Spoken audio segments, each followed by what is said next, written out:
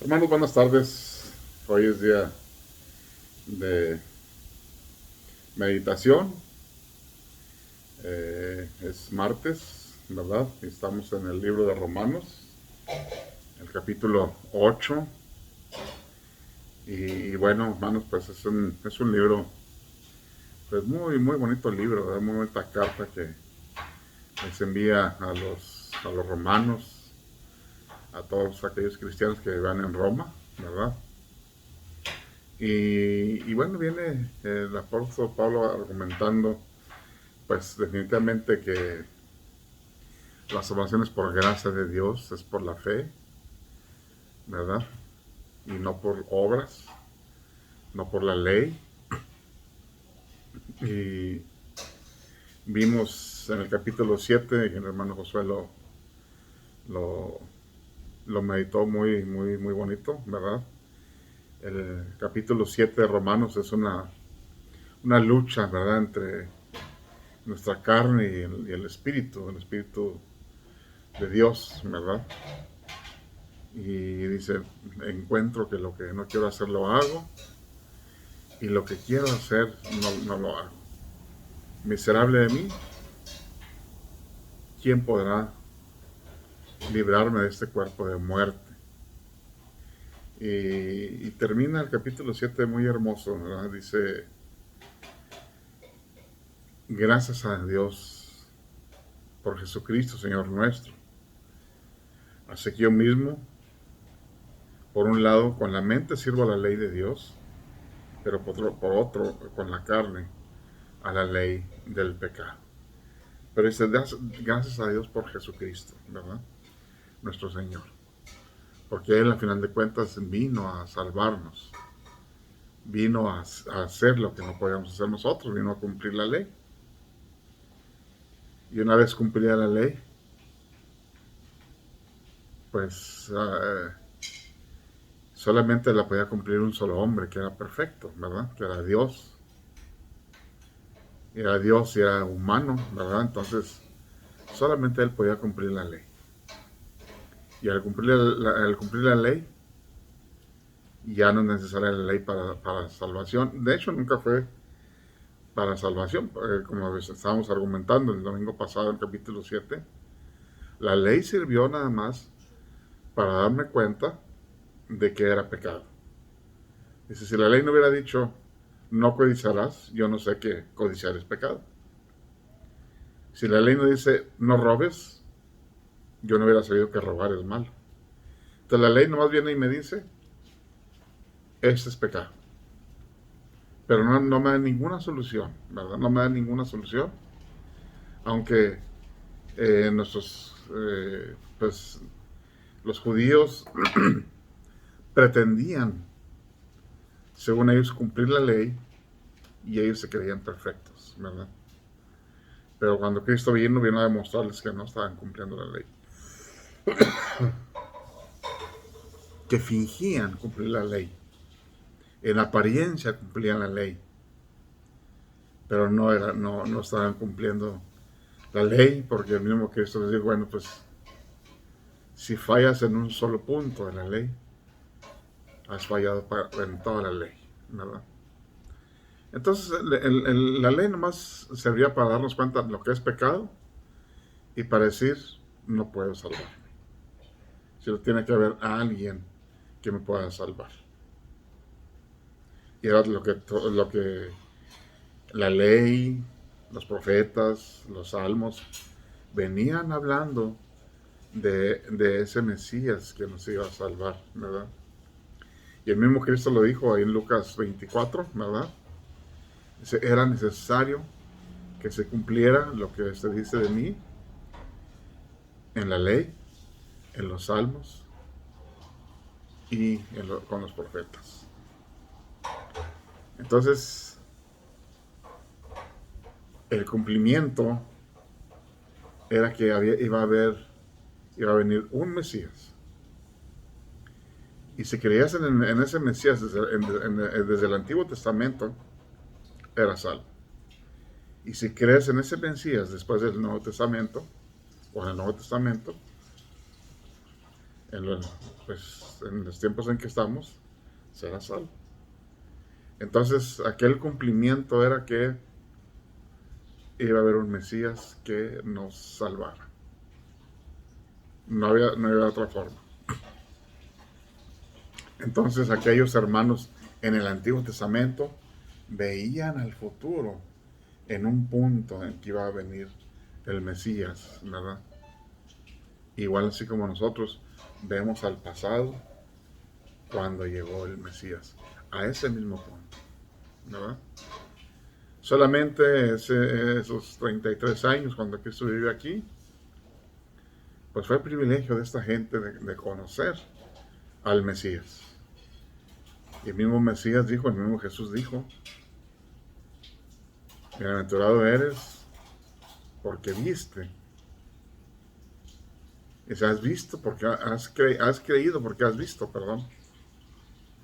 Pero bienaventurado aquel que no ha visto y ha creído. O sea, nosotros. Y todos los del Antiguo Testamento que creyeron en el Mesías, ¿no lo vieron? Y como dice en Hebreos, ahí el capítulo 11, 12, 13, lo vieron de lejos y lo saludaron. Vieron al Mesías de lejos, pero creyeron en él, ¿verdad? Y así nosotros lo estamos viendo de lejos, allá cuando llegó, pero creemos en él. Y al presente pues está Cristo con nosotros, el Espíritu Santo, está la Trinidad con nosotros, ¿verdad?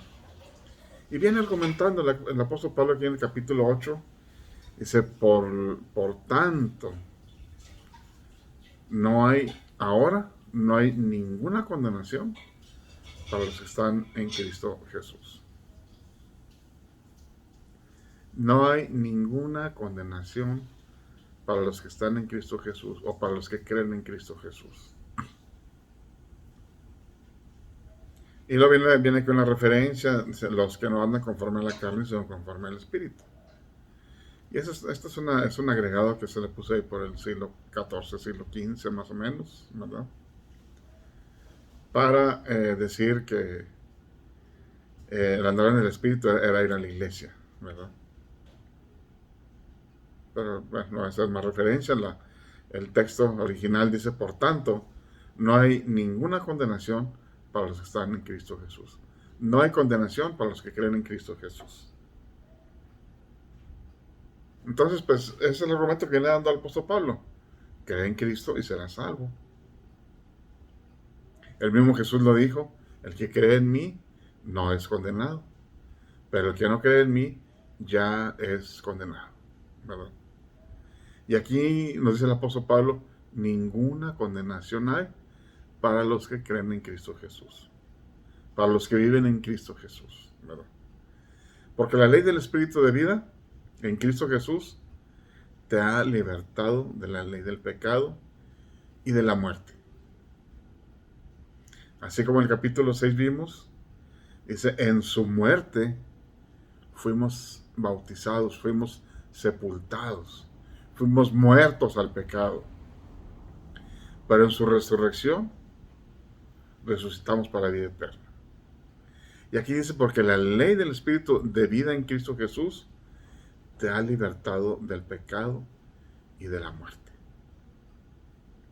Para eso sirve la muerte y la resurrección de Cristo, ¿no?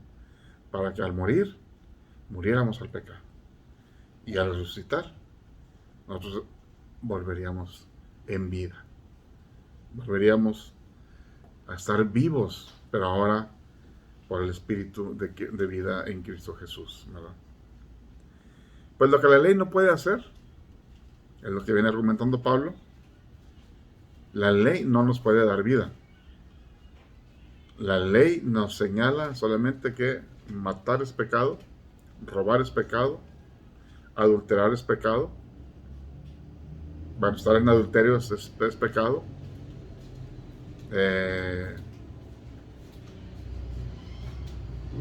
pero no nos da la salida a la ley. Pero dice, pues lo que la ley no lo pudo hacer, ya que era débil por causa de la carne, Dios lo hizo. La ley no nos podía salvar, pero Dios sí lo hizo. enviando a su propio Hijo, semejante en carne de pecado, y como ofrenda por el pecado, condenó al pecado en la carne. Lo que la ley no podía hacer, dice, Dios lo hizo, enviando a su Hijo Jesucristo, que fue semejante en la carne, lloraba, estaba triste, comía, ¿verdad? Entonces, dice, semejante de carne de pecado. Pero no hizo pecado, dice el libro de Hebreos. Dice, pero fue ofrenda por el pecado.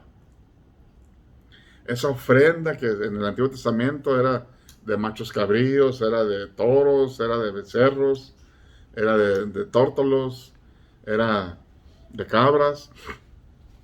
Esa ofrenda no servía.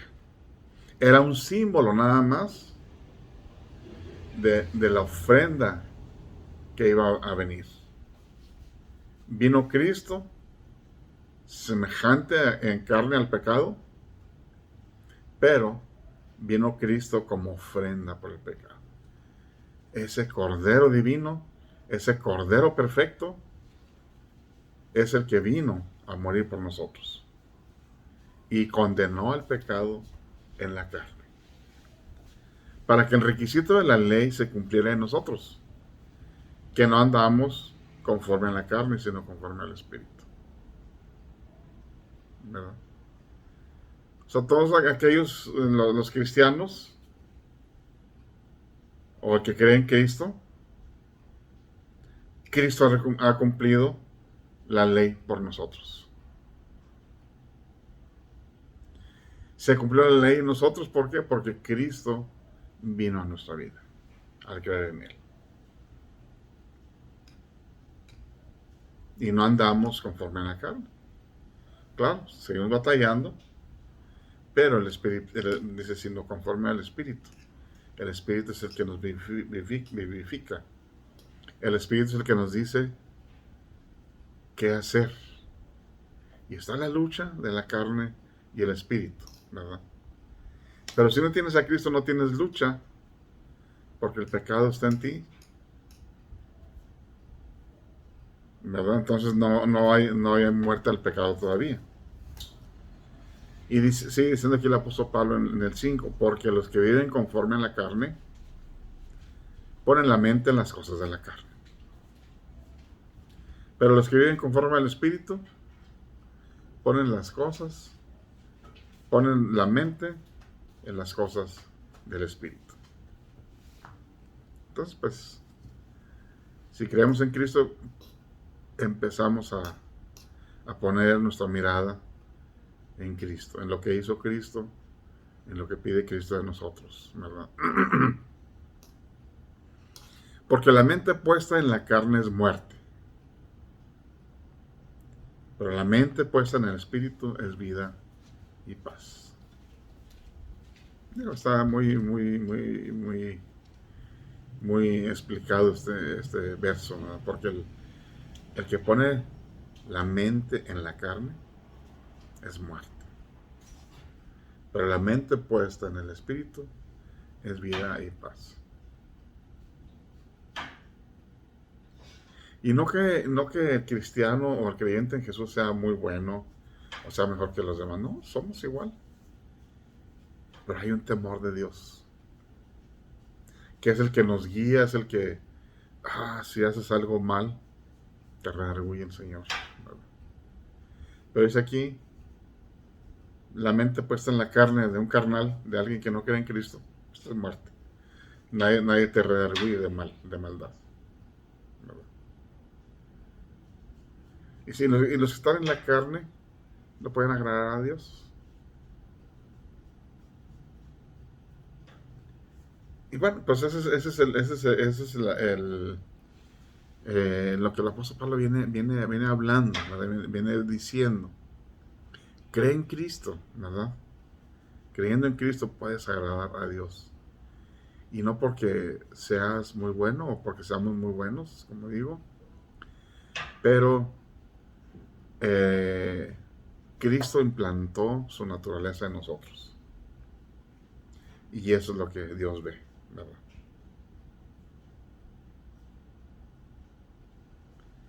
Y dice, pero ustedes no están en la carne, sino están en el Espíritu. Porque si el Espíritu de Dios está en ustedes, son de Cristo. Dice, pero si alguien no tiene el Espíritu de Cristo o el Espíritu Santo, no es de Él. No hay un momento, hermanos, en que creemos en Cristo y no tenemos el Espíritu. Sino desde que creemos en Cristo es a través del Espíritu Santo. Dice, si no tienes el Espíritu, no eres de Cristo. Entonces el apóstol Pablo viene argumentando, o sea, no es de que creí en Cristo y luego hay una recepción especial del Espíritu Santo en otra fecha, más adelante, no. Cristo no deja solo a sus hijos y el Espíritu Santo está con nosotros. Y es el que implantó la fe en nosotros, implantó el querer nosotros entregarnos a Cristo, implantó en nosotros, ¿verdad? El Evangelio. Claro, alguien nos lo predicó, pero el Espíritu Santo implanta ese Evangelio en nosotros, ¿verdad? Y si Cristo está en ustedes, aunque el cuerpo esté muerto a causa del pecado, sin embargo el Espíritu está vivo a causa de la justicia. Si bien nuestro cuerpo va a morir, ¿verdad? Porque la paga del pecado es muerte. Y el cuerpo va a ir a la tierra que es de la tierra.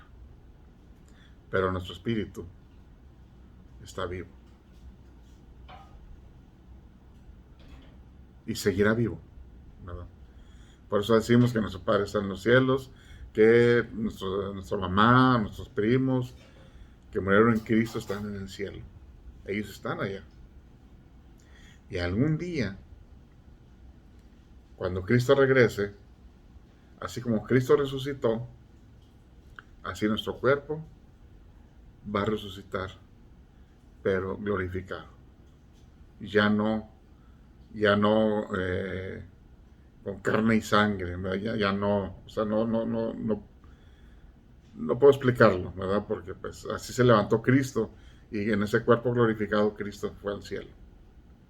Entonces nuestro cuerpo será glorificado y se unirá a su espíritu, el espíritu que está vivo, ¿verdad? Y bueno, pues yo creo que aquí le podemos dejar. Dice, bueno, nomás este verso más el 11. Dice, pero si el espíritu de aquel que resucitó a Jesús de entre los muertos habita en ustedes, el mismo que resucitó a Cristo, Jesús de entre los muertos, también dará vida a sus cuerpos mortales por medio de su espíritu que habita en ustedes.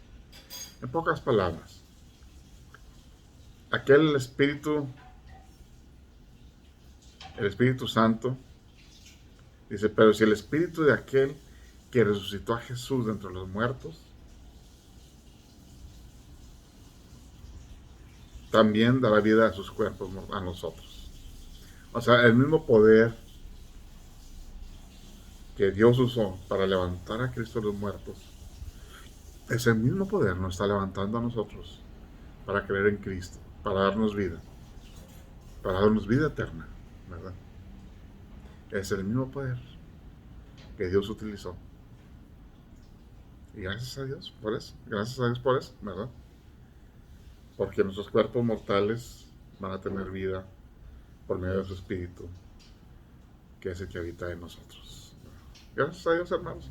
Gracias a Dios por Jesucristo. Y aquellos que no crean en Él, pues es momento de creer también en Jesucristo y pedirle perdón por los pecados, ¿verdad? Y pues bueno, esta es la meditación de hoy. Es Romanos 8, del 1 al 11. Y el próximo jueves veremos del 12 en adelante, ¿verdad? Que el Señor nos bendiga.